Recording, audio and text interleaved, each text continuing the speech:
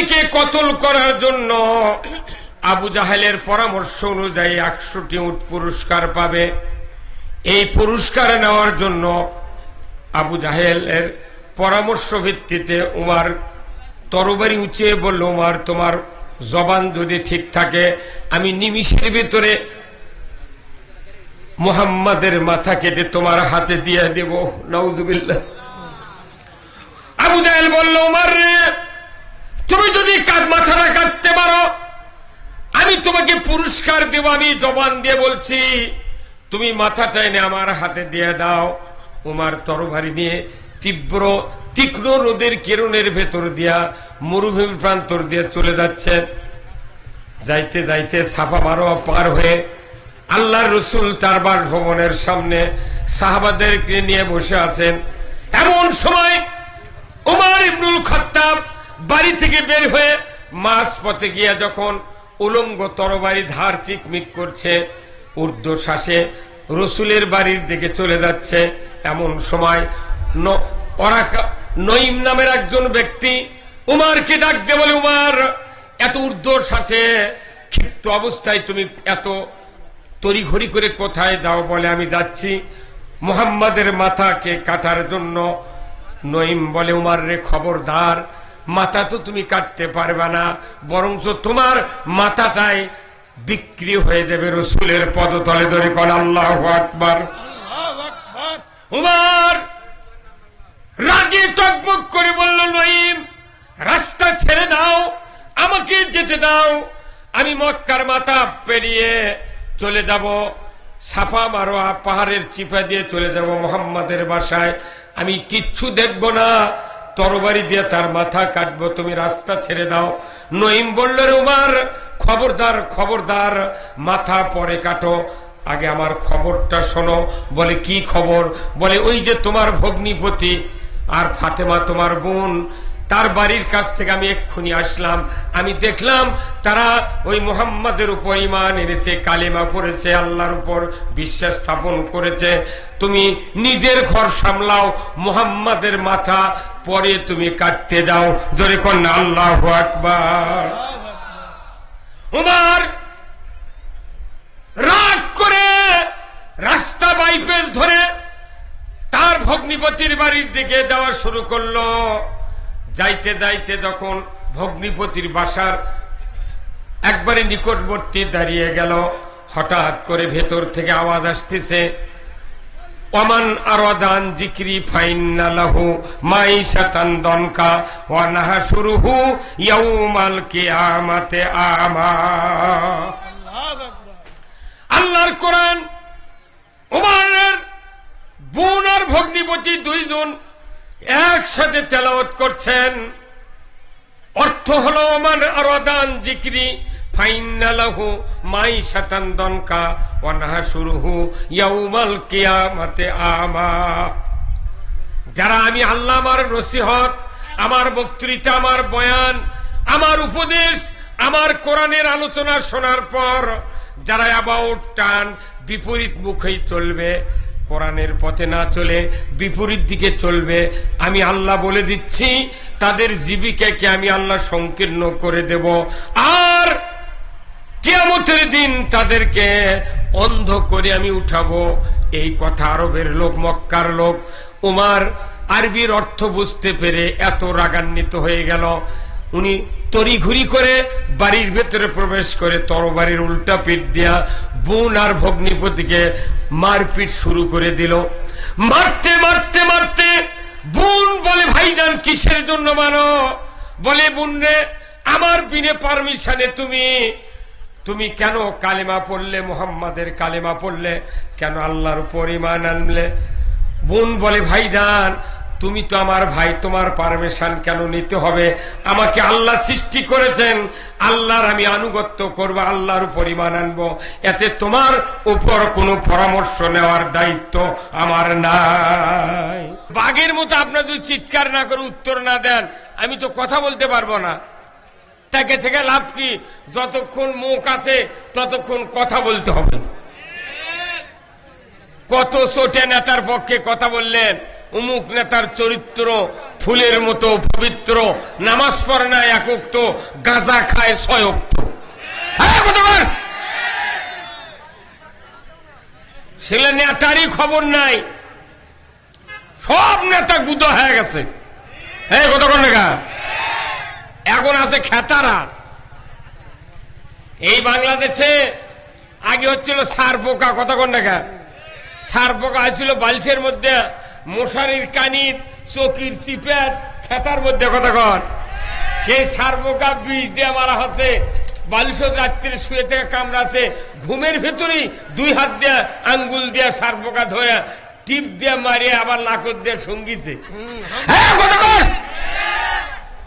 বাংলাদেশে অসৎ চরিত্র লোকরা সার পোকার মতো বালুস, মশারি, খেতা, চকির চিপা একদম ভরে গেছে, কথা ঠিক কিনা? এই সার পোকা না মারলে বাংলাদেশে শান্তি হবে না। সার পোকা মারার পক্ষে কারা কারা ধোয়ার করে আল্লাহকে দেখান। নারায়ে তাকবীর, নারায়ে তাকবীর। আল কোরআনের আলো বুড়ো হয়ে গেছে,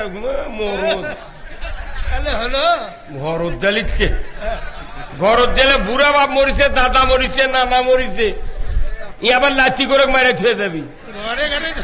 আল কোরআনের আলো সংসদের আলো। আল্লাহ রসুল 10টি বছর 12.5 লক্ষ বর্গ মাইল কোরআন দিয়ে শাসন করেছেন। যখন আল্লাহু আকবার। আল্লাহ রসুল যে মসজিদে ইমামতি করেছেন, ভাই আপনাকে হলো না, এই স্টার্ট করে তাড়াতাড়ি বসে পড়েন তো। এই ভাই আপনারা কি দান দান বসেন, দান। এই হুজুর বসেন, হুজুর বসেন। হুজুরা বসবে না, দেখিচ্ছে কোনটা ভুল ধরা যায়। 6 লাইন বেশি পড়ছে চকাদিন মাদ্রাসাল্লাহরা, জাজারুল করে, জাজারুল মরদ আছে, জাজারুল ওর আগে খাড়া থাকার বুদ্ধি নাই, কতক্ষণ টাকা না বসেন। হুজুরা বসবি পরে, আগে ভুল ধরবি তারপরে। কি কথা কি? হ্যাঁ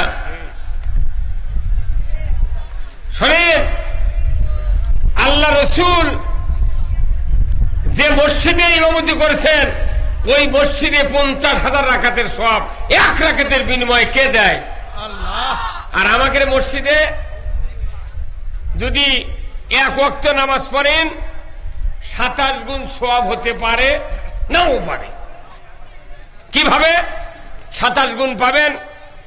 আপনি আজান শুনলেন, ওযু করলেন, মসজিদে গেলেন, নেসফো শাক পোশাক গায়ে দেওয়া লাগবে, মাথার টুপি থাকা লাগবে, দাড়ি থাকা লাগবে, ওযু ভালো করে করা লাগবে, মসজিদে ডান পাও দিয়ে ঢোকা লাগবে, আবার জায়নামাজের দ্বারা দোয়া পড়া লাগবে, তারপরে নিয়ত করা লাগবে, তারপরে সূরা ফাতিহা, তারপর আউযুবিল্লাহ বিসমিল্লাহ পড়ার পর আবার কিরাআত শুরু করা লাগবে। এইভাবে সুবহানা রাব্বিয়াল আযীম, সুবহানা রাব্বিয়াল আলা, এই দোয়া তাসবিহ পড়ে, আত্তাহিয়াতু, দরুদ শরীফ, মাসুরা পড়ে সালাম ফিরানোর পর আল্লাহ 27 গুণ সওয়াব দিবে। মাথার পাগড়িও থাকা লাগবে, কথা ঠিক কিনা? তাহলে এতগুলা বিষয়ের উপর 27 গুণ সওয়াব আল্লাহ দিতে পারে। কিন্তু শুক্রবারে যেদিন নামাজ পড়বেন যান, বলেন তো 16 আনা মুসল্লির ভিতরে প্রায় 10 আনা মুসল্লি খালি জুম্মার নামাজ পড়ে। এই কতক্ষণ তো 1 রাকাত নামাজ জুম্মার যা পড়লে ওই 1 ওয়াক্ত 27 গুণ সওয়াব আল্লাহ দিবি। এই ভাই কতক্ষণ ঘড়ি আল্লাহ ভাই কি দিবি? তে বাংলাদেশে শুক্রবারে 10 আনা মানুষ খালি 1 ওয়াক্ত পড়বে যায়, তাহলে এর জন্য সওয়াব হবে। আর আমাদের যে মসজিদ গুলোর নামাজ হয়, এই মসজিদের আবার বারান্দার লেখা আছে যে এই মসজিদে দুনিয়াবি কথা বলা নিষেধ। এই কতক্ষণ?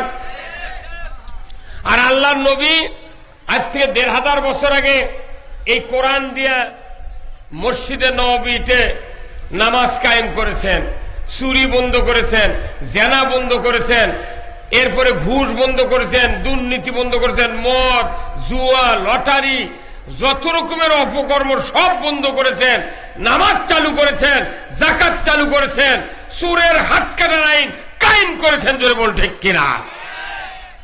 যে মসজিদে আল্লাহর নবী কোরআনের পার্লামেন্ট কায়েম করেছিলেন, সেই মসজিদে নামাজ পড়লে এক রাকাতের বিনিময়ে 50,000 রাকাতের সওয়াব। আর আমাদের দেশের মসজিদগুলিতে আগেই লেখা থাকে দুনিয়াবি কথা বলা নিষেধ। এটি এই লেখাটা ইমামও দেখে, মুসল্লিরা দেখে, মুতাল্লিও দেখে, কথা ঠিক কিনা? কিন্তু কোনোদিন পরিবর্তন করতে পারে নাই। কারণ কি? এই মসজিদগুলি হলো দুনিয়া শাসন করার জায়গা, ধরে বল ঠিক কিনা? আমি আপনাদেরকে বলতে চাই, আমার দেশে প্রায় 5,12,000 মসজিদ আছে, আছে না?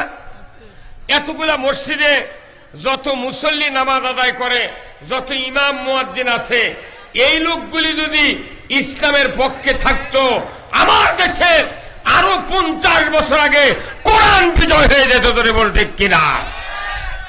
কিন্তু মসজিদগুলিতে নামাজ হয়, ইসলাম বিজয়ের কথা বলা যায় না। কথা কর, বলা যায় না।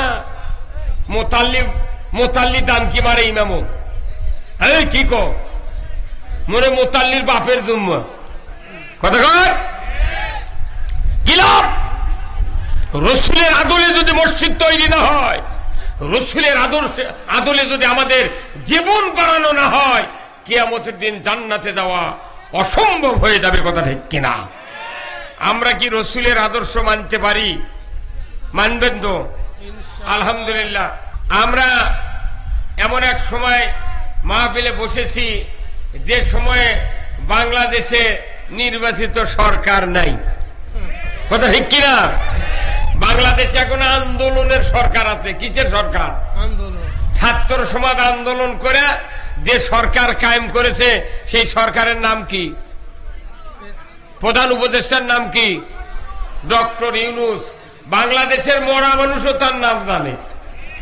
সারা পৃথিবীতে এত বড় পরিচিত লোক, সেই ব্যক্তি আমাদের বাংলাদেশের প্রধান উপদেষ্টা। আলহামদুলিল্লাহ। আমি বলতে চাই যে আমার দেশে প্রায় শতকরা 87 জন ইমানদার। আলহামদুলিল্লাহ। শতকরা কতজন? 87 জন ইমানদার। বলুন তো, এই ইমানদারের দেশে নামাজি বেশি না বেনামাজি বেশি? কত কর? এই যে 54 বছর ধরে বক্তৃতা হলো, 5,12,000 মসজিদের ইমামতি চললো, 90,000 মাদ্রাসার ইমামতি চললো, 20,000 পীরের তরিকা চললো, 1 লক্ষ বক্তার বক্তৃতা চললো, 2 কোটি 4 লাখ তবলিগের লোক চললো, 1 লাখ বক্তার 15 কোটি শ্রোতা চললো, তারপরে হাজি আছে 25,11,974 জন, এত মসজিদের ইমাম মুয়াজ্জিন, 8,20,000 মাদ্রাসার শিক্ষক শিক্ষিকা, তারপরে আপনারা কাগজ কলমে যোগ করা নাই, কিচ্ছু নাই, হঠাৎ করে কইলেন বেনামাজি বেশি। তার মানে বেনামাজি বেশি আপনার বাড়ির থেকে চিন্তা করছেন যে আমাদের বাড়ির 10 জন মানুষ, তার 2 জন নামাজ পড়ে আর 8 জনই পড়ে না। হ্যাঁ, কথা বলে কার? তাহলে আপনার বাড়ির হিসাব দিয়ে বাংলাদেশের রেজাল্ট কি, কথা ঠিক কিনা? তাহলে এইভাবে যারা আমরা মুরব্বী হয়ে যাচ্ছি, অনেকের বাড়িতে 12 থেকে 22 বছর পর্যন্ত যুবক আছে, ছেলে মেয়ে আছে, তারা কি সবাই 5 ওয়াক্ত নামাজ পড়ে? এখন পড়ে না। তাহলে এই সন্তানরা যখন বেনামাজি, তখন পিতা মাতারা লস খাচ্ছি। আমরা লসে আছি। এই লসের থেকে লাভ করা দরকার আছে না নাই? তাহলে এই লাভের বক্তৃতা কোরআনে আছে না নাই? তাহলে এই লাভের বক্তৃতা আমি করব, আপনি কি শুনতে রাজি আছেন? তাহলে শোনেন আমার ভাইরা, বাংলাদেশের সমস্যা হলো কালেমা পড়বি, অর্থ বুঝবি, কিন্তু কাজ করবে না। বাংলাদেশে নামাজির তুলনায় বেনামাজি অনেক বেশি। এত বক্তৃতা করে লাভ কি? কিন্তু আইন আছে, নামাজ কায়েমের আইন আছে। সে আইন যদি কায়েম না হয়, জিবরাইলও যদি বাংলাদেশে বক্তৃতা দেয়, তাও নামাজি হবে না। তাহলে নামাজি বানানোর আইন আছে কোরআনে, আছে না নাই? সে আইনটার কথা আমি বলবো। এত বক্তৃতা দেওয়া যাবে না। যত বক্তৃতা বাংলাদেশে হচ্ছে, এই বক্তৃতার কোনো অ্যাকশন নাই, কোনো রিয়াকশন ছাড়া অ্যাকশন নাই। আসুন আমরা সবাই মিলে আইনের বক্তৃতা শুনবো। বলুন তো আইন কয় প্রকার? আইন কয় প্রকার? দুই প্রকার। কোন কয় প্রকার? দুই প্রকার। একটা আল্লাহর আইন আর একটা মানুষের আইন। তাহলে আইন কয় প্রকার হলো? তা আমরা যারা মানুষ হিসেবে দুনিয়া এসেছি, আমাদের সৃষ্টিকর্তা কে? আল্লাহ। তাহলে আমাদের যিনি বানাচ্ছেন তার যখন আইন মানবো তখনই আমরা আল্লাহর বান্দা। কথা ঠিক কিনা? আইন না মানলে বান্দা হওয়া যায় না। আইন যদি মানতাম বাংলাদেশের মানুষ, তাহলে নামাজি অবশ্যই বাড়ত, কিন্তু নামাজের আইন আমরা মানি না, যার কারণে বক্তৃতা দিয়া বাংলাদেশে কোনো কাজ হয় না। আমার ভাইয়েরা, এবার মাইক আলা কোনটি ভরেন দাও তো, আস্তে আস্তে মাইক যাবে যাচ্ছে। বক্তা যখন ওঠে তখন ভলেন দেয়, আস্তে আস্তে টিপে টিপে বন্ধ ইয়া করে। কি হলো? আমার ভাইয়েরা, কিয়ামত পর্যন্ত নামাজ কায়েম করো, মসজিদে আযান দাও। কিয়ামত পর্যন্ত যদি এই পদ্ধতি চলে, সমাজে নামাজ কায়েম হবে না। আর নামাজ যদি কায়েম হয়, আমার নবী বলেছেন, যদি কোনো মানুষের সন্তান থাকে নামাজি, এই নামাজি সন্তান বাবা মারা গেল, ওই বাবার কবরের পাশে গিয়া সন্তান যদি বিসমিল্লাহ সহ একবার সূরা ফাতিহা তেলাওয়াত করে আর বিসমিল্লাহ সহ 3 বার যদি সূরা ইখলাস তেলাওয়াত করে, নবীজি বলেছেন ওই সন্তানের আমলনামায় 30 পারা কোরআন খতমের সওয়াব লেখা হয়। এই সন্তান যদি পিতামাতার কবরের পাশে দাঁড়িয়ে আল্লাহর কাছে হাত তুলে দোয়া করে, রব্বিরহামহুমা কামা রব্বায়ানি সগীরা, আল্লাহ রাব্বুল আলামিন তার নবীকে দিয়ে আমাদেরকে শোনায় দিচ্ছেন, দুনিয়ার কোন নামাজি সন্তান তার মা বাবার কবরের পাশে গিয়া যদি একবার সূরা ফাতিহা 3 বার সূরা ইখলাস তেলাওয়াত করে আল্লাহর দরবারে দোয়া করে, আমার নবী বলেছেন ওই সন্তানের দোয়ার বরকতে পিতামাতার কবরের আযাব 40 দিনের জন্য আল্লাহ তাআলা মাফ করে দেয়। কয় দিনের জন্য? 40 দিন। তাহলে নামাজি হওয়া লাগবে। তাহলে বাবা বাঁচে থাকতে সন্তানক নামাজি বানাতে হবে, কিন্তু বাপের বাপও পারবে না সন্তানক নামাজি বানাবে। বহু বহু মসজিদের ইমাম আছে বেনামাজির মাস্টার ওর বেটারা। কতক্ষণ মসজিদে মুয়াজ্জিনি করে 30 বছর ধরে, সারা গ্রামের মানুষ আযান শুনে কয় লড় ভরে বুড়া মসজিদ যায়, আর মুয়াজ্জিনের একটা বেটা জুম্মাত যায় না। মেলা বক্তা আছে, মেলা বক্তা আছে, বক্তার বেটা বেনামাজি। কতক্ষণ না বহু ভরি ভরি বহু মাদ্রাসার হুজুর আছে, তারা মানুষের বেটা গিয়ে মাদ্রাসা ভালো বানাচ্ছে, আর ওই হুজুরের বেটা শয়তান পকেটত লিয়ে ঘুরিচ্ছে। কতক্ষণ না এমনি করে আমরা কেউ সন্তানকে ভালো বানাতে পারছি না, কারণ দেশে ভালো হওয়ার, চরিত্র ঠিক হওয়ার আইন নাই, আইন নেই। আমার ভাইয়েরা, বাবা তার সন্তানকে যতই বক্তৃতা দিক, সন্তান নামাজি হয় না। বাবার সংসার জীবনে যতই ছেলেকে সংসারের ব্যাপারে ব্যবস্থা করে দিয়ে করে খাওয়ার জন্য দেখা যায় সন্তান ভালো হয় না। কিন্তু দুঃখের বিষয়, আমার আল্লাহ কোরআনে বলছেন তোমাদের পরামর্শ দিয়ে সন্তানগুলি নামাজি হবে না। নামাজি হওয়ার পরামর্শ আমি আল্লাহ কোরআনে নাযিল করেছি। ওই পরামর্শ যদি পৃথিবীর জমিনে কায়েম করতে পারো, আমার আল্লাহ বলেছেন সমাজে নামাজ কায়েম হতে বাধ্য।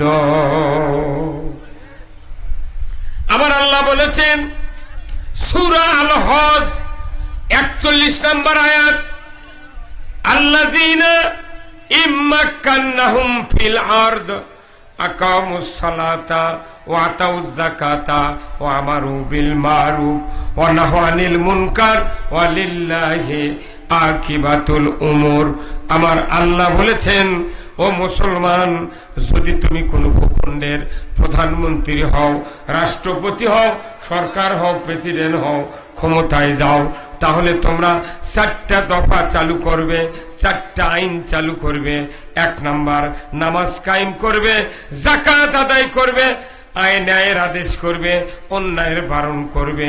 এই ৪টা আইন সমাজে যতক্ষণ কায়েম না হবে ততক্ষণ নামাজ কায়েম হবে না, যাকাত আদায় হবে না, ন্যায়ের আদেশ ন্যায় কায়েম হবে না, অন্যায় বারণ করার সুযোগ থাকবে না। কার কথা? আল্লাহর কথা।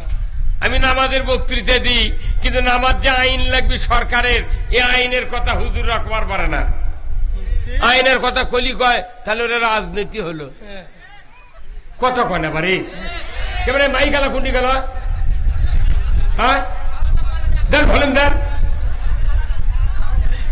কি ভলিউমই নাই তো।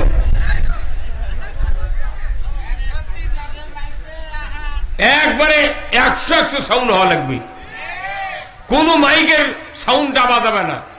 কারেন্ট লাগে আরো ৪টে লাইন লাও। কি আমি যে কথা বললাম, সন্তানগুলিকে, সকল ইমানদারকে নামাজি বানানোর জন্য দায়িত্ব আল্লাহ দিয়েছেন। ওয়ালিল্লাহি আকিবাতুল উমুর, সরকারকে আমি দায়িত্ব দিলাম। আমার পক্ষ থেকে সবচেয়ে বড় ধরনের একটা আদেশ আল্লাহ দিয়েছেন সরকারগুলিকে। যত সরকার বাংলাদেশে ৫৪ বছর হলে কায়েম হয়েছে, একটা সরকার নামাজ কায়েম করে নাই। এই হুজুর মাথা ঝোকান কে? আপনি ঠিক বলেন না, মাথা ঝোঁকা বেড়াচ্ছেন, এটি মুখ দিয়ে কথা বলা লাগবে, কথা ঠিক কিনা? নামাজ কায়েম করবে সরকার। তাহলে নামাজ কায়েমের সরকারই কোনদিন বাংলাদেশে কায়েম হয় নাই। বাংলাদেশে সরকার কায়েম আছে মহিলার বল খেলার। কি রে, ক্লাস 9-এর ছাত্রী, ক্লাস 10-এর ছাত্রী, ইন্টারের ছাত্রী, হাফ প্যান্ট পরে, সবুজ গিঞ্জি, পেটত বলে লাল সাবা আছে, লাল সবুজের পতাকা, বিদেশত যা জিতে আসিচ্ছার টেলিভিশনে বলতেছে যে মহিলা দল এরা বিদেশের মাটিতে গিয়া বাংলাদেশের ভাবমূর্তি গৌরব উজ্জ্বল করেছে। এই কথা বল, কার বিটিক লিয়ে যা খেলে তোরা এত প্রশংসা নিচ্ছ? তোর বিটিক লিয়ে গেছিল কোনদিন? কোন নেতার বিটিক খেলায় না, কোন নেতার বেটা বাংলাদেশে লেখাপড়া করে না। যত নেতা আছে বাংলাদেশে, প্রায় নেতার বেটা বিটি বিদেশে পড়ায়। হ্যাঁ কথা কোন, সব নেতার বেটারা বিদেশত পড়ে।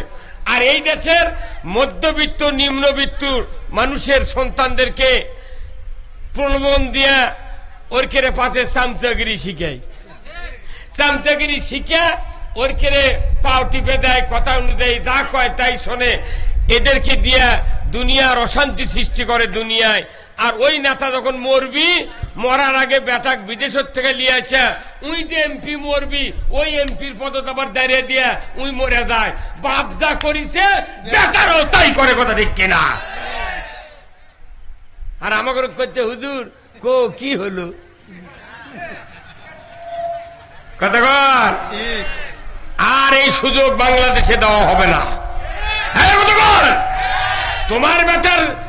তোমার বেটা বিদেশত পড়ে আর আমাকে বেটা বেটি এটি পড়ে, চাকরি তো আমাকে দেয় না, ওর কেড়ে বেটা বেটি চাকরি দেয়। আর যত মুক্তিযোদ্ধা ছিল ওর কেড়ে খালি যদি পানি খিলেছে কোন মুক্তিযোদ্ধা, তার বেটাকে চাকরি দিয়েছে।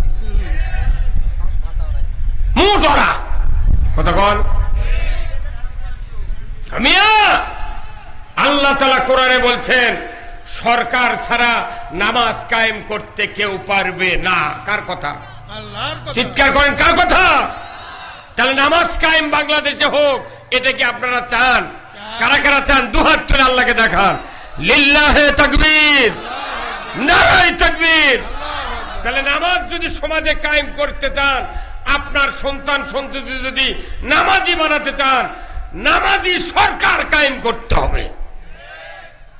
এটাতে এক নাম্বার। আমার দেশে যাকাত কি আদায় হয়? জোরে কোন। সুদ আদায়ের জন্য সাইকেল পেলে হুন্ডা পেলে দেয়ার গারদ করে দিচ্ছে। এমন কোন গ্রাম নাই যে সেটি 14 আনা মানুষ কিস্তির টাকা না লেছে। কি ভাই বসেন না, আপনি বসে আসেন, বসেন। কিস্তির টাকা এইদিকে আছে না নাই? আছে। কয় শাক ভাত খাবো না, গোস্ত খা, স্বামীর কথা শুনবো না, ভাঙ্গা করে থাকবো না, ঝড় বাদল মানবো না, কিস্তি দেওয়া বন্ধ করবো না, যায় আন থাকিতে সাহেবের ডিউটি কোনদিন অমান্য করবো না। কিস্তি মসজিদে ঠিকই আমরা নামাজ পড়বে দেয়, কিন্তু মসজিদের মুসল্লি যদি ভাই বেলা হতো কে কে সুদি টাকা কারবার করেন হাত তোলেন, দেখা যাবে মসজিদের 12 আনা লোক হাত তুলবি। যারা সুদ খায়, এই সুদ দেয়, সুদ হারাম করেছেন কে? সেই সুদ বাংলাদেশে চলিচ্ছে। হজ উমরা, দাড়ি টুপি জুব্বা পাগড়ি দেখলে মনে হচ্ছে জিব্রাইল হেঁটে যাচ্ছে। হ্যাঁ হুজুর, কি সুদি টাকার বিরুদ্ধে কথা কন না গা? আল্লাহ কোরআনে বলছেন আহাল্লাল বাইয়া হারামার রিবা, ব্যবসা হালাল সুদ হারাম। কে করেছেন? আল্লাহ কোরআনে বলছেন ইয়া আইয়ুহাল্লাযিনা আমানু লা তাকুলুর রিবা, ঈমানদাররা সুদ খায় না। কার কথা? আচ্ছা বলুন তো ভাই, কেউ যদি ওযু করে 22 সারে ওযু থাকে, কথা জোরে কওয়া লাগবে। একটা মূর্খ মানুষ, একবারে মূর্খ মানুষ ওযু করছে, ওই মসজিদের ওযুখানাতে ওযু করে, ওখান থেকে ওযু করে আসে মসজিদে ঢুকতেছে। ঢোকার আগে বাংলাদেশে মসজিদে কি সব মানুষ জুতা বাহিরে রাখে? এই রাখে?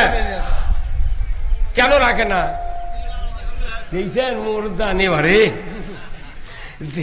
যে দেশে লক্ষ লক্ষ হাজার হাজার প্রশাসনিক কর্মকর্তা আছে, হাজার হাজার নেতা আছে, অফিসার আছে, সব আছে, 54 বছর ধরে মসজিদে জুতা চুরি বন্ধ হয়নি। যাই জুতা চুরি বন্ধ করার পারেনি, ই কি সুদ হারাম করবে? বাংলাদেশের মুসল্লিরা মসজিদে যখন ঢোকে জুতা নিয়ে, ওই মসজিদের মধ্যে মুসল্লি ঢোকার আগে জুতা ঢুকায়, জুতাতে এইভাবে ধরে না। যদি কাদো থাকে জুতার তলার, তাহলে জামাত ভরবি। সেই জন্য মুসল্লি করে কি এইভাবে জুতা ধরে। তার মানে কি মুসল্লি ঢুকেইনি, আগে জুতা ঢুকায়। বাংলাদেশের জুতা কি কি দামি জিনিস, কি কথা কোন টাকা। এই জুতা আবার রাখিতে সামনে, সামনে জুতা রাখছে, রাখার পরে এই জুতা সামনে রাখিছে। অনেক মুসল্লি আছে তারা চোখ মুজে নামাজ পড়ে, পরে কি পড়ে না। এখন চোখ মুজে সেজদাত গেছে, আবার ওই সেজদাত থেকে উঠে আবার ওই চোখ মেলা ডাকে জুতা আছে নাকি। বাংলাদেশে একটা মুসল্লি নামাজও পড়া লাগবে, জুতাও পাহারা দেওয়া লাগবে।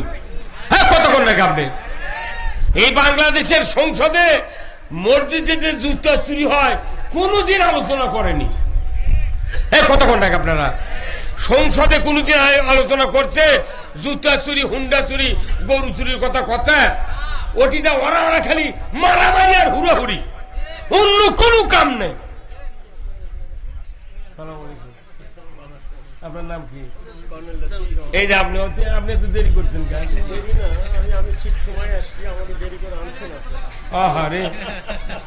মানে এগুলো অতিথির পরিচয় না বলে বা কর্নেল কর্নেল মানুষ, সেই কর্নেল অলির সাতকারী বোধ আপনি।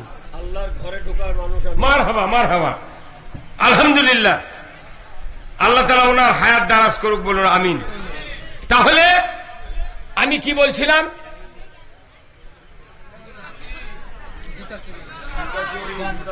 যে দেশে 87% ইমানদার, এতগুলা নেতা, এতগুলা পুলিশ, এত বিডিআর, আর্মি, এত ইমাম, এত বক্তা, এত পীর, এত তবলিগ, এত জামাত, এত ইসলামী দলের লোক, এত ইমানদার, সেই দেশের মসজিদে জুতা চুরি হয়। কি তাহলে জুতা চুরি যে দেশত বন্ধ হয়নি, এই দেশত জীবনে সুদ বন্ধ করতে পারবে না। ভাইরা আমার,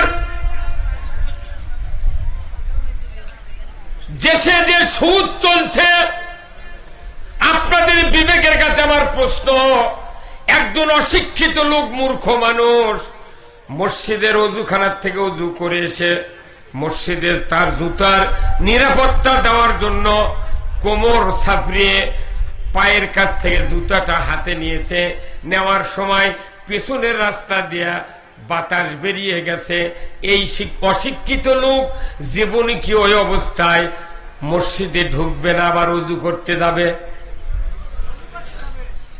তুই আবার উজু করবে যাবি না? শুনবি ভাই আমার বাতাস বাড়াতে উজু করা লাগবে, শুনবি?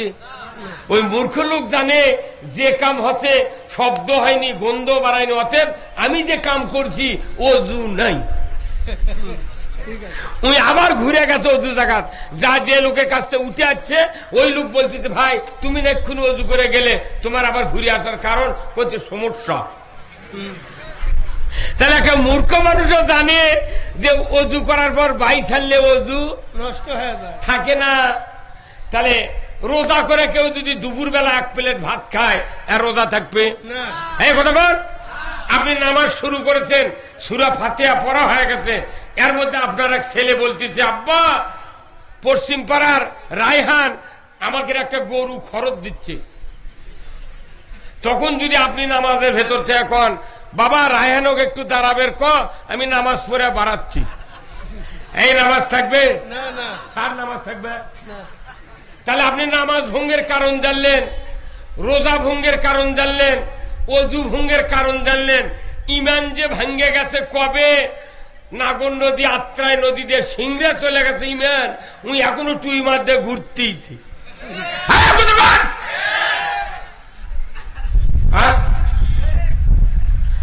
অজু চলে গেলে আপনি আবার অজু করেন, রোজার ঠিক মতো আদায়ের জন্য আপনি দুপুরে ভাত খান না, আপনি নামাজের ভেতর কথা বললে নামাজ থাকবে না, এটা বিশ্বাস করেন। কিন্তু সুদের অর্থ, সুদ লেওয়া দেওয়া করলে যে ইমান থাকে না, এটা বাংলাদেশের সরকারগুলি যদি না বুঝে, জনগণ বুঝতে পারবে না। কি ভাই কথা বল? 5 মিনিট লাগবে সুদ বন্ধ হতে, কিন্তু এরা যদি নেতা করে কন কবি না সুদের অর্থনীতি না চালালে দেশ চলবে না, দেশ চলবে না, এতগুলি টাকা মারে খা, কোনটি গেল তোরা? কোনটি গেল? বাংলাদেশ বলে গরিব, এত টাকা পালু কোনটি? কথা কর। বাংলাদেশে যদি প্রতি বছর 1000 কোটি টাকা যদি আদায় করা হয় যাকাত সরকারের মাধ্যমে, তাহলে 1 লক্ষ গরিব মানুষ 1 লক্ষ করে টাকা দেওয়া যাবে। 20 বছর যাকাত আদায় করলে বাংলাদেশে ভিক্ষা করার মতো লোক থাকবে না। অথচ টাকা মারা খাওয়ার জন্য খালি করছে গরিব মানুষ, দেশ চলে কি দিয়ে? কতক্ষণ দেশ চলে না কেন? কোটি কোটি টাকা মানুষের মানুষের বাড়ির থেকে সরকারের তহবিলে যায়, কিন্তু সুষ্ঠু বন্টন নাই, হিসাব নাই। মোত্তাকিলও শাসন ক্ষমতায় না থাকার কারণে আজকে দেশে অন্যায়গুলি হওয়ার কারণে মানুষের ভাগ্যের পরিবর্তন হয় না। তাহলে এই সুদ হারাম করতে গেলে 20 বছর লাগবে না, একবার সংসদ 5 বছর সুদ হারাম হবে, জাকাত আদায় হবে, ফেতরা আদায় হবে, চামড়ার টাকা আদায় হবে, ওসর আদায় হবে। আমার দেশে একজনও দুঃখী বাঙালি গরিব থাকবে না। অথচ আল্লাহ কোরআনে বলছেন আকিমুস সালাত ওয়া আতুজ যাকাত। জোরে বলুন ঠিক কিনা? যাকাত চালু করো, নামাজ কায়েম করো। কিন্তু আমার দেশে মানুষের পেটে ক্ষুধা, খাবার নাই। আজকে ফেসবুকে দেখলাম ঢাকার রাস্তায় ভেকু দিয়া গরিবের সিএনজি, গরিবের ইজি বাইক ভেকু দিয়া ভেঙে দিচ্ছে। ভাই ডাকেন রে, এই আজকে কে তুই গরিব মানুষের রিক্সা ভাঙবে গা? তুই ভাঙ, যারকে 10টা করে মাইক্রো আছে, কার আছে, সেগুলা ভাঙ। কিন্তু গরিবের পেটত লাচ্ছি দিচ্ছে। যত আইন দুর্বলের উপর। বাংলাদেশে এত রাস্তার যানজটের কারণে এইরকম ভাঙ্গা দিচ্ছে।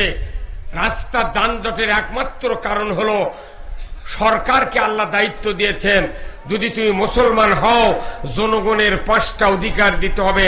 1 নম্বর খাদ্যের অধিকার আদায় করতে হবে। খাদ্য, বস্ত্র, চিকিৎসা, শিক্ষা, বাসস্থান, এই 5টা মৌলিক চাহিদা সরকার যদি কায়েম করে, বাইক, এরপরে লসিমুন, করিমুন আর সিএনজি, এত ভ্যান চালিত রাস্তা জাম কখনোই হতো না। কারণ মানুষের পেটের দায়ে সন্তান লালন পালনের কারণে তারা ক্ষতি করে যানবাহন কিনে তারা হাট বাজারে চালাচ্ছে। ধরে বলুন ঠিক কিনা? এইগুলির ব্যবস্থা কেউ করে না। কৃষকেরা জমি আবাদ করে, কৃষি মন্ত্রী বানাচ্ছে মিয়া মনসুখ। কত কনে বাড়ি কৃষিমন্ত্রী কে? কেন ওই জীবনে পানির নামে না? ওই কৃষি কাজের কি বুঝবি না? ওই টেবুল বাদ পেশাব করবে জানে না। মিয়া মানুষ পেশাব করে টেবুলের ভারত। ও কি বানাচ্ছে কৃষিমন্ত্রী? এদেশে যদি ইসলাম কোনদিন ক্ষমতায় দেয় 100 বিঘা জমি আমি দেবো আগে কৃষিমন্ত্রী। এই 100 বিঘা জমি তোমার খরচে আবাদ করবে। কান্দা কাটা, হাল বাওয়া, জমির বেসন ফেলান, বেসন লাগা, নিড়ানি, সার, কীটনাশক দিয়া কাটার টাকা ও রোপার টাকা তুমি দিয়া 100 বিঘা জমি আবাদ করে তোমাকে দেখাতে হবে, দেখো বাংলার কৃষকেরা কেমন খাটনি করে ধান আবাদ করে। তুমি জীবনে পানির নামনি, কাদো ঘাটনি, জমি আবাদ করনি, তুমি কিসের মূল আর কৃষিমন্ত্রী?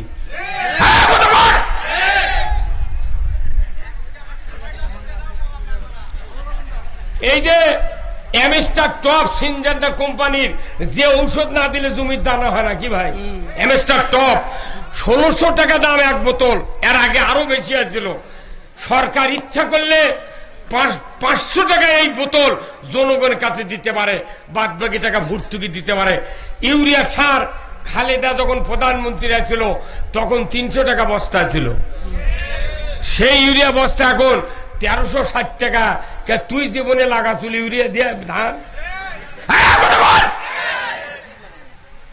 থানার উপজেলার যেগুলো কৃষি অফিসার আছে এরা ওই তালিকা করে 2.5 কেজি 3 কেজি করে ইউরিয়া দিয়ে সরকারক জানায় প্রচুর সার দিচ্ছি। যাই 10 বিঘা জমি আবাদ করছে তার কমে 30,000 টাকার সার কেনা লাগে। তুই 2.5 কেজি দিলে কি করে মুগরি ঘরাত দিবি?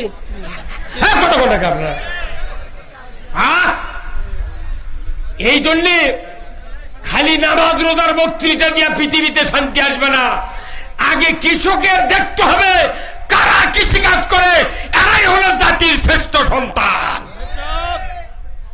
আমরা যখন কৃষি কাজ করে ধান পান লাগে, ইরি লাগে, এই যে বৈশাখ মাসের প্রথমে যখন ধান কেবল গিয়ে কলা পাকা হচ্ছে, দানা দাবিচ্ছে, তখন ঢাকার টেলিভিশনের থেকে বলিচ্ছে এসো হে বৈশাখ। বৈশাখী শাড়ি, হলদিয়া পার, সাদা শিলালা বৈশাখ উদযাপনের জন্য মাইকিং হচ্ছে, টেলিভিশনে হচ্ছে। আমরা কোটি কোটি টাকা খরচ করে বাংলাদেশের কৃষকেরা ধান আবাদ করি, আর ওরা কয়দিন সেরেক করে ঢাকার টেলিভিশনের থেকে বলিচ্ছে এসো হে বৈশাখ। মানে আমাকে আবাদ যাতে বৈশাখ ডাক দিলে বৈশাখ তো ঘুম পারে না। কথা কর, ওই সান্তাহারের কানির থেকে কালো ব্যাগ করে তখন যাবার চাই, আল্লাহ কয় কে তুই যাতন হলু গে, কোথাও আমাকে ডাক দিল গে, তাহলে আমাকে যানবাহন দাও। বৈশাখের যানবাহন আছে, যানবাহন হলো বাতাস। তো বাতাস যখন দিছে তখন করছেন আমি খালি হাতে যেতে পারবো না, তখন বলেছে কি নিবে, আত্মীয়র বাড়িতে গেলে মিষ্টি লাগে, চমচম লাগে, তা আমাকে না সাদা কাঁটালা মিষ্টি দাও। কথা কর, ওই ঝড়ের মধ্যে আবার শিল দিল, পাথর পরে আমাকে ধান পান নষ্ট হয়ে গেল, ঝরিয়ে পড়ে গেল। আর ওরা ঢাকার থেকে করছে এসো হে বৈশাখ। তাহলে 2-4 বছর তোরা আছে আমার জমি আবাদ কর আমাকে, আর আমরা যা ধান পাকার সময় কমো আশ্বিন বৈশাখ সাহেব। হ্যাঁ তোমাকে কোটি কোটি টাকা দেয় নেতা বাইনা ঢাকাত পেটে দেওয়া আছে দুর্নীতি করার জন্যে। আল্লাহ রসুলের সাহাবী হযরত উমর ফারুক রাদিয়াল্লাহু তাআলা আনহু, উনি ছিলেন অর্ধেকটা পৃথিবীর বাদশাহ। ধরে কোন আল্লাহু আকবার।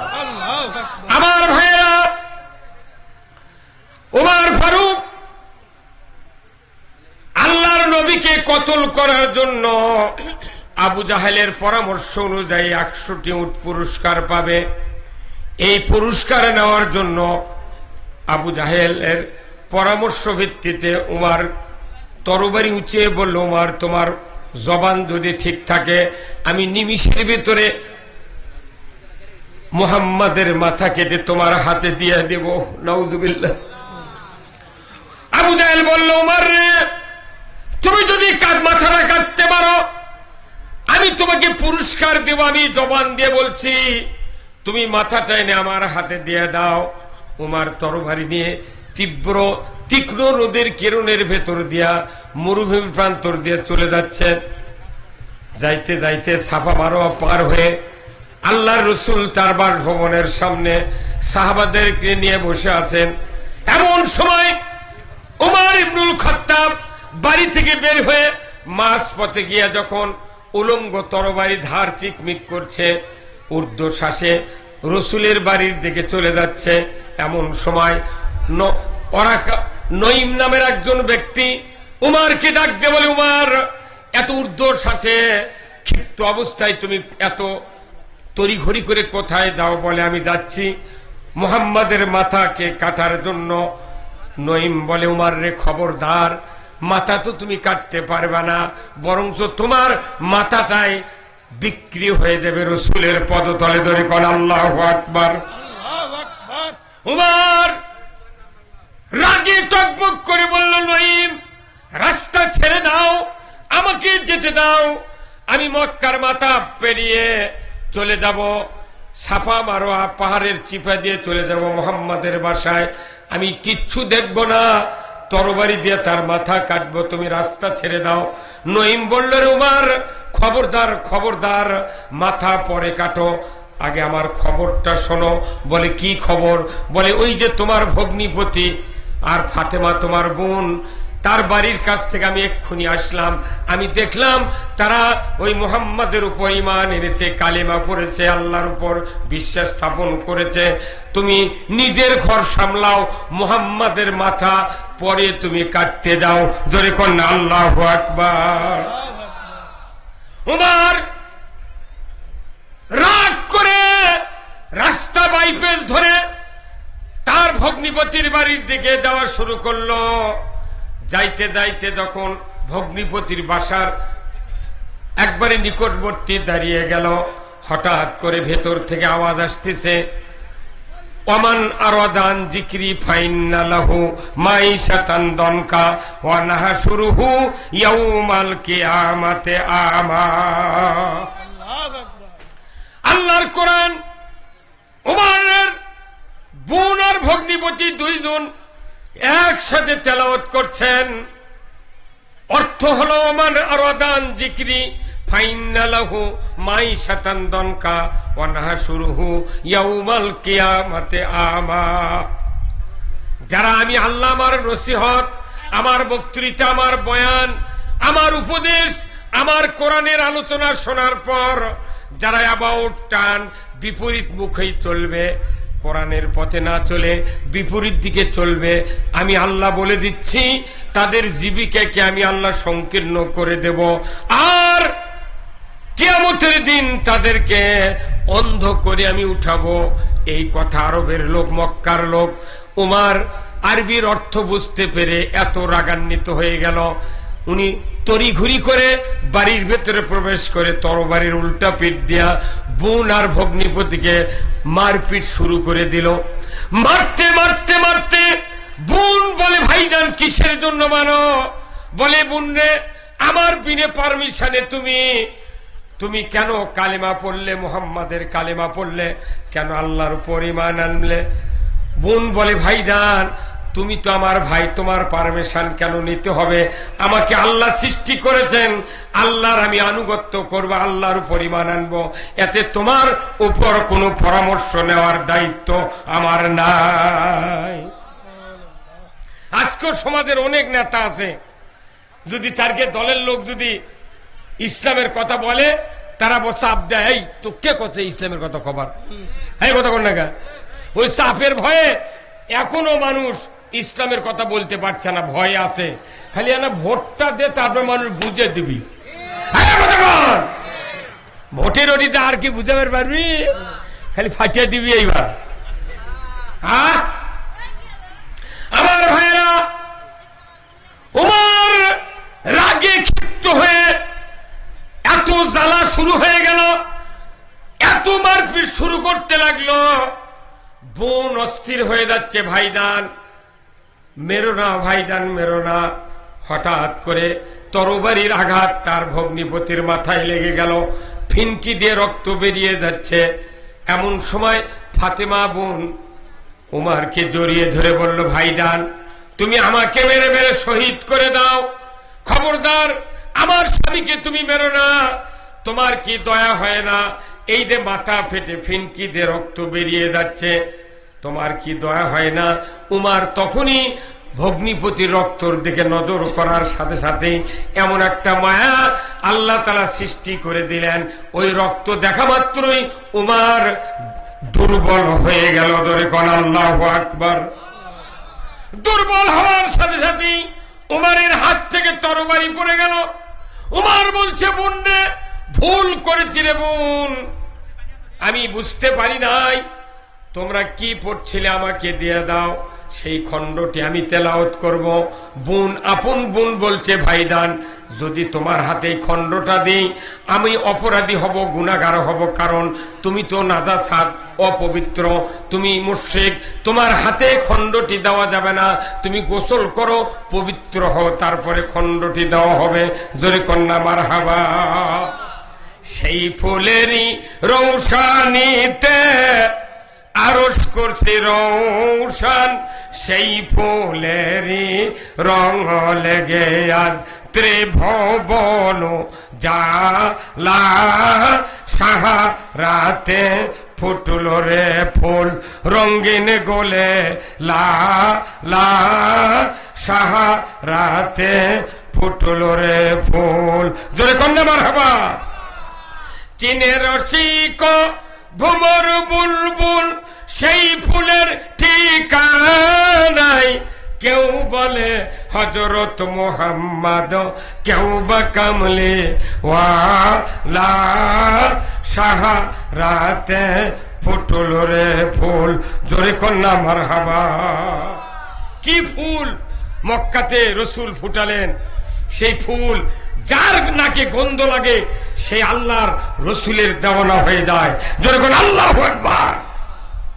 আজকে এখানে আমার মহব্বতে আপনারা আসেন নাই, আব্দুল খালেক শরীয়তপুরীর মহব্বতে আসেন নাই, এখানে মহব্বতে এসেছেন কোরআনের। জোরে বলুন ঠিক কিনা? এই কোরআনের মহব্বতে যারা এসেছেন, আল্লাহ আপনাদের তামাম জীবনের গুনাহ মাফ করে দেবে। জোরে কোন আল্লাহু আকবার। আজকের এই রানীনগর, খট্টেশ্বর, এই নওগাঁ জেলার ভেতরে বগুড়া জেলার ভেতরে এত বড় গ্রাম কোথাও নাই যে গ্রামে এক গ্রামে 2 ওয়ার্ড। কয়টা ওয়ার্ড? 2টা। তাহলে বিশাল গ্রাম, অথচ এই গ্রামে একটা রাস্তা করেছে তাই গাড়ি এলো না। হ্যাঁ, কথা কন না আপনারা কথা। হ্যাঁ, এই গ্রাম কি আজ হচ্ছে না আরো মেলা দিন আগে হচ্ছে? এক রাস্তা করছে হেরিমুখ, তাই 6 ফিট ওষার, না চলে গাড়ি না চলে ঘোড়া। এদিকে একটা দামি মেয়ের বিয়ে হয়, ওর হাতে তাই স্কুলের ওটি গাড়ির চড়া লাগে। কথা কনে বাড়ি, কথা কনে গা। এই যে উন্নতির জোয়ার উঠলো, উন্নয়নের জোয়ার, মনে হচ্ছে দেশ গোটা সোনার পাত দিয়ে লেপে দিবি। আর এটি গাড়ি এলো না, গাড়ি 1 কিলো দূরে রাখা লাগলো। এটা আমাদের দুঃখ। যারা রাস্তা করে তাদের বিবেক থাকা দরকার যে কমপক্ষে 8 ফিট রাস্তা হলে এই এলাকার জনগণের উপকার হবে। একটা মিনি ট্রাক ইটালিয়া যাতে আসতে পারে, মোটা বালু ইটা ওই স্কুলের নামে আনে, এই গরিব মানুষগুলো বাড়ি করবার লাগলে ডবল ক্যারিং কস্ট লাগবে। মনে তোর বাপের টাকাতে ঘাটা করছে। আমি বলবো এই রানীনগরের যত নেতৃস্থানীয় লোকেরা আছেন, চেয়ারম্যান আছেন বা সাধারণ যারা উপজেলার সাথে যোগাযোগ করেন, অচিরেই এখন সরকার ঢালাই রাস্তা করতেছে, এটা তাড়াতাড়ি করে ধরে দিয়া আমার মনে হয় কর্নেল সাহেব, আমাদের সভাপতি সাহেব, উনি যদি একটু উপজেলা ঘোরাঘুরি করেন, আমার মনে হয় 7 দিনের মধ্যে এই রাস্তা ঢালাই করার মতো যোগাযোগ করে পারবি। এই কথা কোন লেখা? রাস্তা যদি না থাকে এখানে আসবেন উনি কিভাবে? আমি অনুরোধ করব এই রাস্তাটা তাড়াতাড়ি ইঞ্জিনের ক্ষয় করে দেন। কি টাকা তো কারু দেওয়া লাগে না, খালি লেখে দিলি রাস্তা হয় রে, হিংসা করে তাই রাখে না। কি কথা কন নাকি ভাই? 4 ইট পারে কয় উমুক নেতার সৌজন্যে 4 হাত করে কাম করবো কে? এর থেকে কতখানি রাস্তা। এই রায়হান নামে একটা বক্তা, আপনাকে খট্টেশ্বর একটা কৃতি সন্তান মরুম আফসার আলী সাহেবের ছেলে, এই পুরো বাংলাদেশ ঘুরে বেড়ায়। আল্লাহর কি কুদরত দেখেছেন?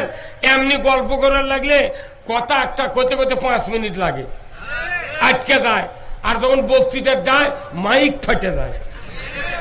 এটাই তো আল্লাহর কুদরত। কত শিক্ষিত লোক, কত জবান ভালো আলা লোক গুদো হয়ে যাচ্ছে, কথা কর পারে না। আর রায়হান পুরো বাংলাদেশ, টেকনাফ থেকে তিতুলিয়া, সুন্দরবন থেকে পাথুরিয়া পর্যন্ত খালি ঝাঁকিয়া ফেলে দিচ্ছে। আমি এই গ্রামে অনেক দিন আগে আসছিলাম, ওই দিক ওই কালভার দিয়ে ঢুকছিলাম। ওই যে উপজেলার পূর্বে একটা কালভারের রাস্তা আসেনি তো, ওই গ্রাম, এই গ্রামে কোনো বিছনা বিক্রি হচ্ছিল আগে খুব। এখন কি বিছনার ব্যবসায়ীরা আছে? হ্যাঁ, মরদির ভাই। এইবার আমার ঘুরে যাচ্ছে চকাদিন জেজারুলের মাদ্রাসার কাজ দিয়ে।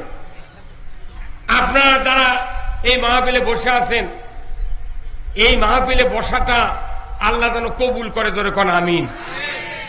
আল্লাহ কবুল করবেন তখনই যখন আপনাদের নামাজ 5 ওয়াক্ত আদায় হবে। আল্লাহর কাছে সাহায্য চেতে হবে, আল্লাহ তুমি আমাকে দুনিয়ার শান্তি আখিরাতের মুক্তি দাও। কিন্তু তাই এই সাহায্য চাইতে গেলে 2টা জিনিস লাগবে, একটা লাগবে নামাজ আর একটা লাগবে ধৈর্য। বাংলাদেশে নামাজই নাই, বেনামাজি বেশি। 4টি কারণে মানুষ জাহান্নামে যাবে, সাকার নামক জাহান্নামে যাবে। কয়টি কারণ? 1 নম্বর হলো যারা নামাজ কায়েম করবে না, ওয়ালাম নাকু মিনাল মুসাল্লিন, যারা দুনিয়াতে নামাজি হবে না, মুসল্লি হবে না, তারা জাহান্নামে যাবে। কার কথা? আল্লাহ। 2 নম্বর হলো ওয়ালাম নাকু নুতইমুল মিসকিন, মিসকিনের ব্যাপারে যারা ভূক্ষেপ করবে না। বলুন তো যাকাতে দেশে কি চালু আছে? হ্যাঁ, যাকাত চালু আছে? চালু নাই। চামড়ার টাকা গরিবের হক। কার হক? বাংলাদেশে আমার এই জীবনে আজ থেকে 25 বছর আগে কুরবানি দিছি 3700 টাকা দিয়ে একটা গাভী কিনে। তখন এক গাভীর চামড়া বেচেছি 2500 টাকা দিয়ে। আর এখন 1.5 লাখ টাকার গরুর চামড়া 300 টাকা। হ্যাঁ, কথা বলা গাবে। কুরবানি প্রতি বছর হয়, কোটি কোটি পশু জব হয়, কিন্তু চামড়ার টাকা গরিবেরা পায় না। যখনই কুরবানি আসে দেখবেন ঢাকার থেকে ট্যানারির মালিকেরা কবি ট্যানারি খারাপ, এবার চামড়ার দাম নেই।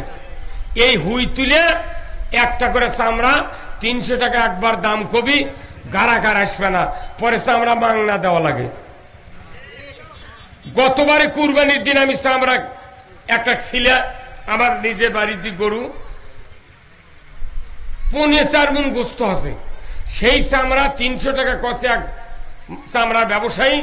ওই যে কয়া গেছে বেলা ডোবা বন্ধু আর আসেনি।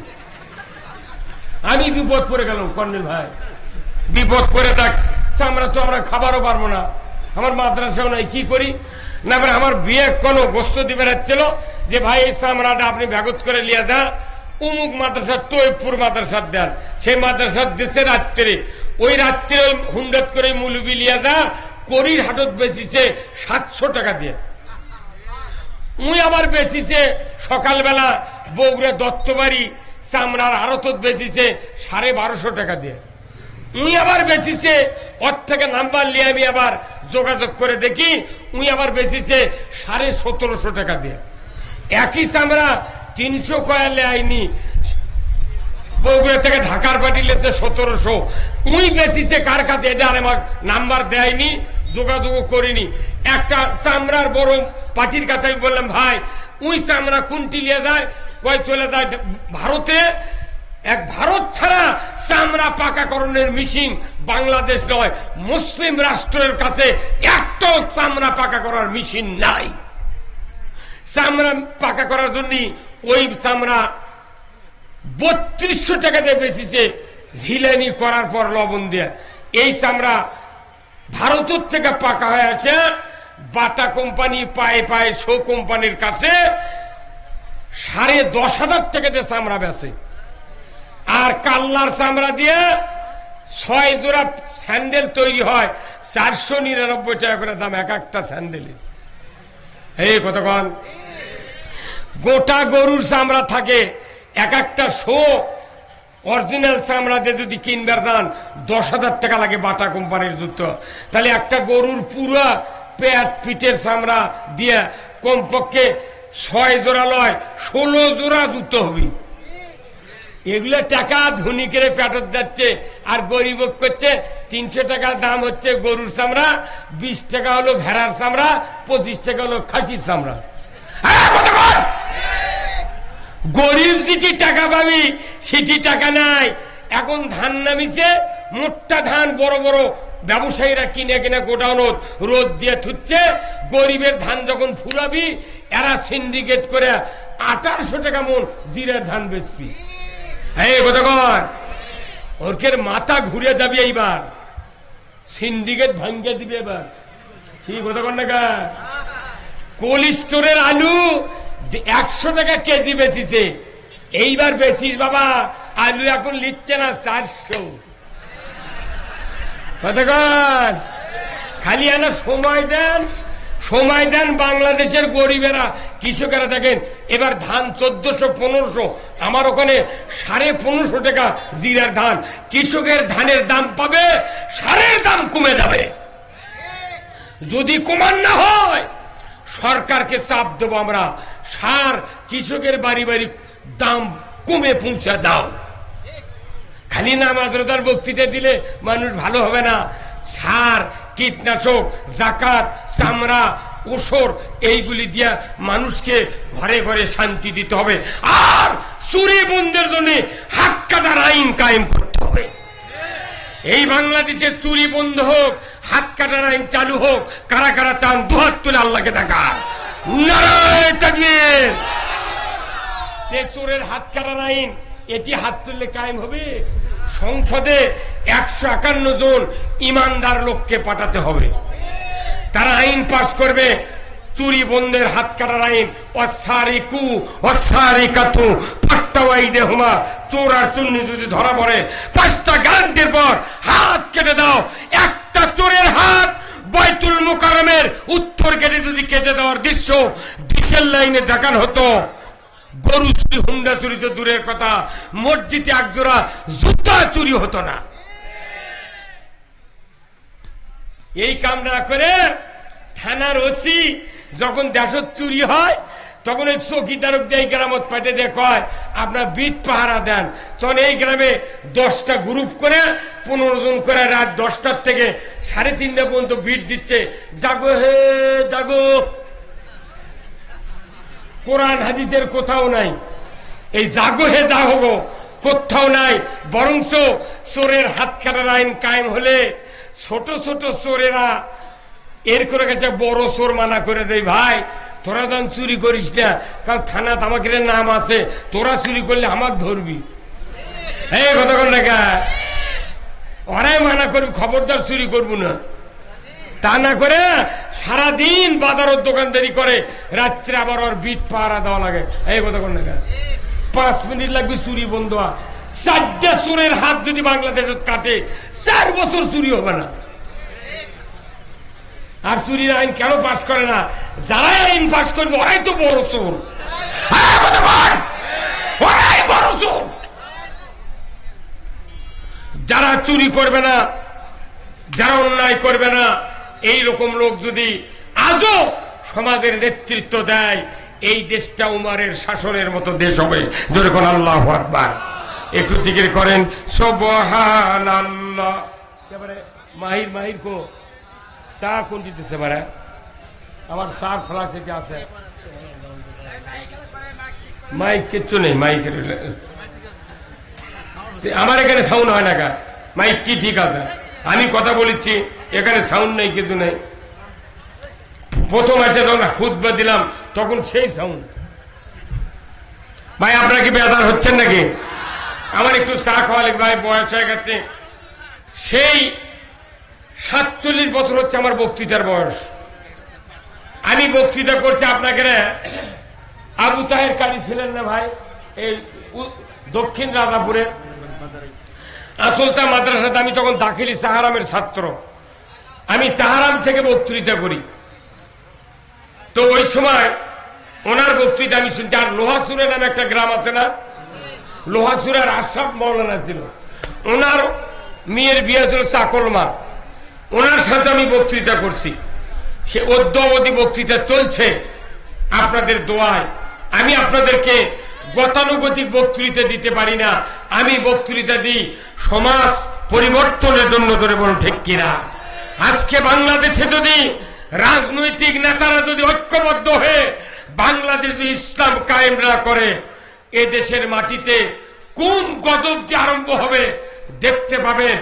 আমরা মনে করি বাংলাদেশে যত রাজনৈতিক দল এখন বর্তমানে আছে, সবাইকে মিলে ইসলাম এগোয় নিতে দিতে হবে। কথা ঠিক কিনা?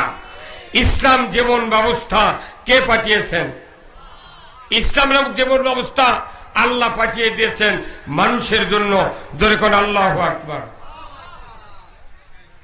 আমার ভাইয়েরা, আল্লাহ রাব্বুল আলামিন কোরআনুল কারিমে বলছেন, ইন্নাদ-দীনা ইনদাল্লাহিল ইসলাম, নিশ্চয় ইসলাম নামক জীবন ব্যবস্থা আমি আল্লাহ আমার কাছে প্রিয়। বান্দা তোমাদের কাছে যদি এটা প্রিয় হয়, দুনিয়ায় শান্তি হবে, আখিরাতে মুক্তি হবে, সমাজে চুরি বন্ধ হবে, জানা বন্ধ হবে, ঘুষ বন্ধ হবে, সুদ বন্ধ হবে, অন্যায় অপকর্ম বন্ধ হয়ে যাবে। ইসলাম পাঠিয়েছে আল্লাহ তাআলা মানুষকে শান্তি দেওয়ার জন্য। জোরে কন্যা মারহাবা। সেই ইসলাম কোরআনে আছে, কোরআনে আছে, কোথায় আছে? কিন্তু আমাদের সমাজে নাই। ইসলাম কোরআনে থেকে লাভ নাই, সমাজে কায়েম থাকতে হবে। আমার ভাইয়েরা, আমি বলতে চাই, ইসলাম নামক জীবন ব্যবস্থা যে আল্লাহ ফরজ করেছেন কায়েম করা, ওই জীবন ব্যবস্থা যদি বাংলাদেশের আজকে 18 কোটি ইমানদার, যে দেশে শতকরা 87 জন মানুষ ইমানদার, মুসলমানের দাবিদার, ওই দেশে ব্রিটিশের কাফেরের আইন পাশ করা আছে। ধরে বলুন ঠিক কিনা? মুসলমানের দেশে ব্রিটিশের কাফেরের আইন চালু করা আছে, কিয়ামত পর্যন্ত যদি জিব্রাইলও বক্তৃতা দেয়, বাংলাদেশে শান্তি কায়েম হবে না। শান্তি কায়েম হবে না। নারায়ে তাকবীর, নারায়ে তাকবীর। প্রধান বক্তার আগমন, খালেক ভাইয়ের আগমন, শরীয়তপুরের আগমন। লিল্লাহে তাকবীর।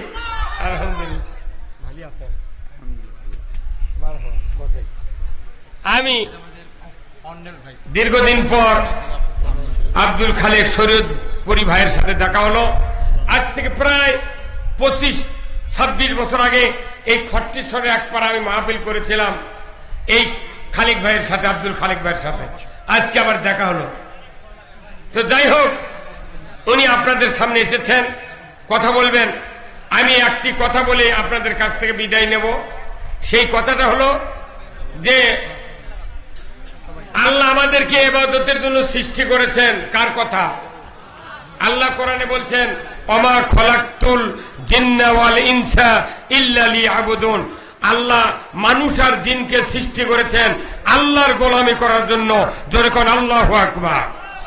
তাহলে গোলামি করতে হবে কার? আচ্ছা, নামাজ কায়েম করতে হবে, এটা গোলামি কার? আল্লাহর গোলামির কাজ না? আচ্ছা কোন তো নামাজ পড়তে দিনে কয় ঘন্টা লাগে? একটা মানুষ 5 ওয়াক্ত নামাজ মসজিদে পড়ে, তাহলে কয় ঘন্টা লাগে? 1 ঘন্টা হলে যথেষ্ট। কত ঘন্টা? তার 1.5 ঘন্টা ধুলাম। মেহেরবানি করে আমাকে ক্ষমা করবেন। আপনাদের সামনে সুনাম ধন্য আন্তর্জাতিক খ্যাতি সম্পন্ন বক্তা আমার ভাই আব্দুল খালেক শরীয়তপুরি, উনি এসেছেন। আমি ওনার জন্য দোয়া করি, ওনার কাছে আমিও দোয়া চাই। আল্লাহ তাআলা যেন রায়হান ভাইয়ের আমন্ত্রণে এই পশ্চিম পাড়া মসজিদের উন্নয়নের জন্য যে মাহফিলের আয়োজন করেছেন, সকলকে যেন আজকে এখান থেকে নিষ্পাপ করে মা বোনদের সহ বাড়িতে ফেরার তৌফিক দান করেন। বলে আল্লাহুম্মা আমিন। আমার জন্য আপনারা দোয়া করবেন। আপনাদের কাছ থেকে বিদায় নিচ্ছি। ওমা আলাইনা ইল্লাল বালাগ। আসসালামু আলাইকুম ওয়া রাহমাতুল্লাহি ওয়া বারাকাতুহু।